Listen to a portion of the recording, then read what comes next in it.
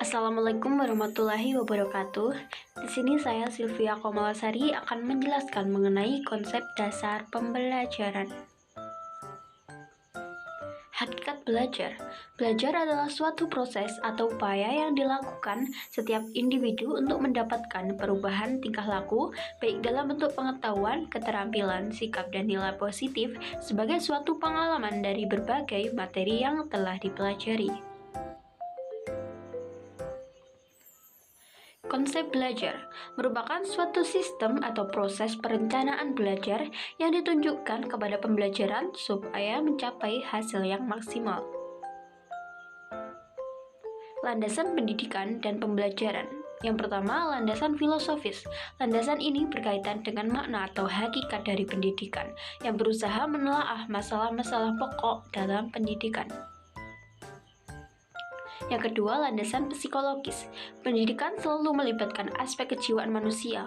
Oleh sebab itu, landasan psikologis ini bertujuan untuk memahami manusia, khususnya berkenaan dengan proses belajar. Ketiga, landasan sosiologis. Pendidikan merupakan peristiwa sosial yang berlangsung dalam latar interaksi sosial.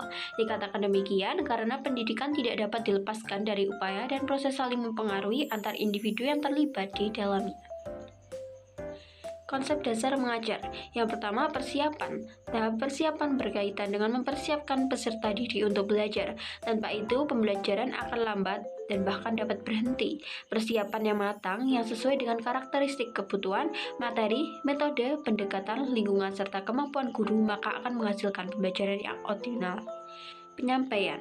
Tahap penyampaian dalam siklus pembelajaran dimaksudkan untuk mempertemukan peserta didik dengan materi belajar yang mengawali proses belajar secara positif dan menarik.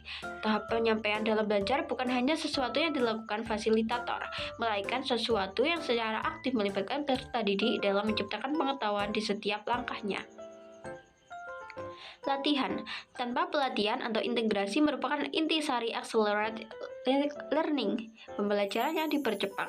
Tanpa tahap penting ini, tidak ada pembelajaran. Bagaimanapun, apa yang dipikirkan dan dikatakan serta dilakukan peserta didiklah yang menciptakan pembelajaran dan bukan apa yang dipikirkan, dikatakan, dan dilakukan oleh pendidik. Penampilan hasil. Tujuan tahap penampilan hasil adalah membantu pelajar menerapkan dan mengembangkan pengetahuan serta keterampilan baru mereka pada pekerjaan sehingga pelajaran tetap melekat dan prestasi terus meningkat. Sekian, terima kasih. Itu tadi penjelasan mengenai konsep dasar pembelajaran. Wassalamualaikum warahmatullahi wabarakatuh.